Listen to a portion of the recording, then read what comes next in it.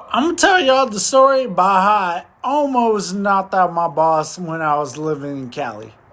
Yeah, my boss had a really bad fucking attitude. He thought he couldn't get touched. That said, yeah, I'm always ready to throw hands. All right, I'm from the South, so throwing hands is a must. I'm not saying I can beat everybody up. All right, I'm pretty sure there's somebody that beat me up. I just ain't met him yet. Anyways, with this story, I thought it was funny because I saw it coming. Me and my boss already were like having disagreements, and I told my mom the day before. I said, "Hey, if I call you and say I'm on my way back, just know I knocked that motherfucker out." So in my job, we always had like a partner, and I got close to my partner. All right. With that said, they always want to switch shit up. I didn't like it. All right. So with that being said, the girl that he was fucking or whatever, or I don't know what they were doing, he let her pick. He let her pick who she wanted. Yeah, that's where it all went sideways. So she picks, and I'm like, I call him out. I'm like, hey, why'd you let her pick?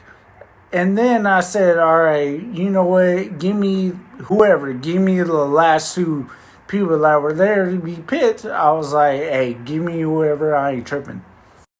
This motherfucker must have had cocaine courage or something. Because he like stepped like in my face and was like, you don't get to pick, I pick. I'm like, I don't give a fuck because who you stepping up on? Because I ain't the one.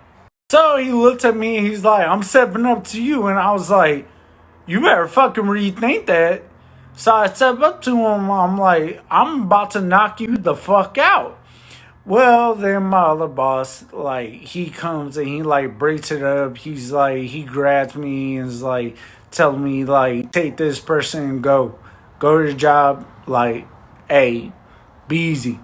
Funniest part was my boss is still talking shit. He's still like, go home, you're done. Take in mind, my best friend is like really high up in the company.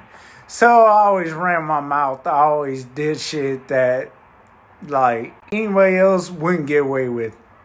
Whenever he said just go home, and he was like, you're done, I was like, you can't make that call.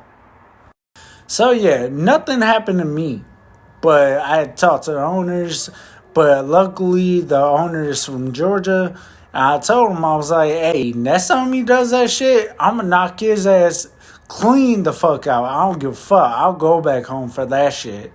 So yeah, that's the story about how I just don't give a fuck. Get fucked, stay fucked.